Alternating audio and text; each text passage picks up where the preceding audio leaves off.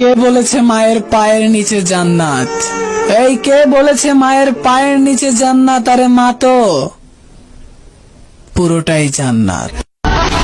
আপনি মারা গেলে ওই কালিমা আপনার জন্য সাক্ষী দিবে, যেই কালিমাটা আপনি মানুষের মাঝে শেয়ার করছেন, লা ইলাহা ইল্লাল্লাহু মুহাম্মাদুর রাসূলুল্লাহ।